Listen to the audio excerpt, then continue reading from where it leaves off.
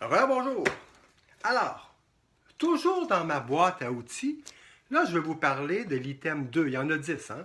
Tantôt, je vous en ai présenté un. Là, je vous présente le numéro 1, excusez-moi.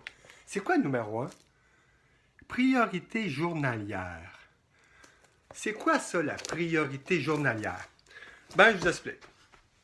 On va arriver au bureau, on a une offre d'achat, il y a des clients qui nous ont écrit, il y en a d'autres qui nous ont laissé des messages sur le téléphone.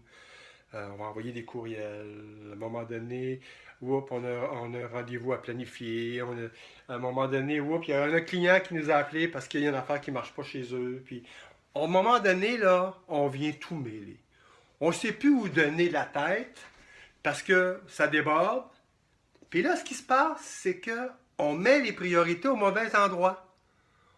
On ne rappelle pas l'acheteur qui nous a appelé pour une visite de maison. On va plutôt s'attarder à un problème qui nous a été identifié par un de nos clients déjà passé il y a un mois.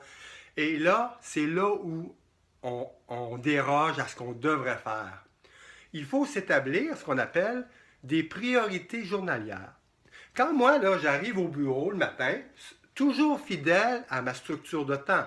J'ai une structure de temps, puis quand j'arrive à ma section immobilière, puis j'arrive au bureau, je fais tout le temps la même chose. J'ai un formulaire que je me suis créé. Tous les formulaires en passant, là, je ne l'ai pas dit dans les autres vidéos, là, mais j'ai tout ça. Là. C'est tout simplement, on peut les mettre en base, puis vous les donner pour que vous fassiez vos propres affaires. Alors, je vous donne un exemple.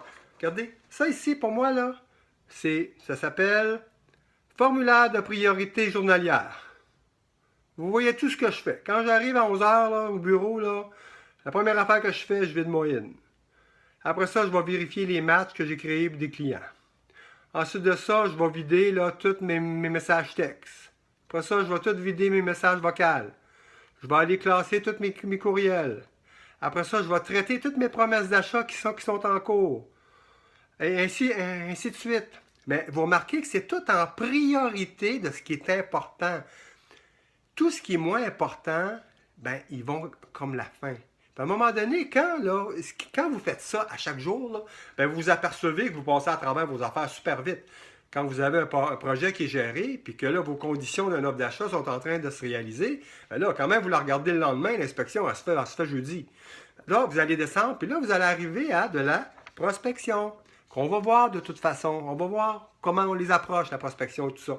Mais ça, là, donc, vous n'êtes jamais mêlé, vous n'êtes jamais en queue de veau, vous êtes structuré, vous suivez vos choses et vous donnez toujours les priorités aux bons endroits. Vous pouvez l'adapter pour vous, tout ça, mais il y a un ordre important parce qu'il faut toujours prioriser ce qui va nous générer des revenus. Puis le reste passe après. Alors voilà, ça s'appelle la fiche des priorités journalières. Vous devriez avoir la vôtre.